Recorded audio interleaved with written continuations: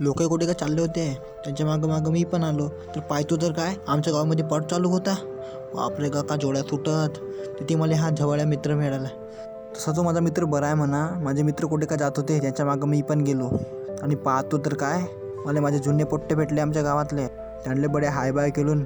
मला वाटते ते पोऱ्या पाहत होते गागान. त्यानंतर आम्ही पट फिरायला गेलो. का पोटामध्ये गर्दी होती काय पाहायचं कामच नाही. त्यानंतर माझे मित्र सिंगल इकं जाऊ म्हणले, तर आम्ही सिंगल इकं गेलो.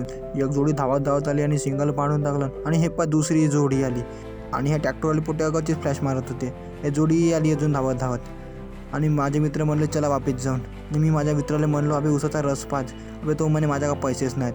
शेवटी मलाच उसाचा रस पाजायला लागला. का सांगू आता. आणि आम्ही अजून पट हिंडायला गेलो, पण पट्ट्यामध्ये पोऱ्याच नाही. मग आम्ही अजून आलो तिकं जोड्या सोडत होत्या. आणि मस्त पब्लिक होती. हे काही पोट्टे मस्त जोड्या धरून होते, काही सांगायचं कामच नाही. मस्त बैल आले होते पटामध्ये, काही सांगायचं कामच नाही. आणि ती काय पब्लिक होती आमच्या गावामध्ये. देलवडचा पट्ट पुरा माऊलच करत होता म्हणा, काय विचारायचं कामच नाही. पक्की पब्लिक होती ढगान. काय गर्दीच, तिकं पावा तिकं गर्दी. सगळे लोक देलवडच्या पटाचं नाव घेत होते. मला आईस्क्रीमची तलप आली, तर मी माझ्या मित्राला म्हणलो आईस्क्रीम चार. अबे तो म्हणे माझ्याकडे पैसेच नाही. पण शेवटी त्यांना चारलं म्हणा. आता काय त्याला म्हणायचं नाही. आमच्या ग्रुपमधले काही पट्टे गुपचूप खाली गेले लपून, आम्हाला न सांगता खादाडे.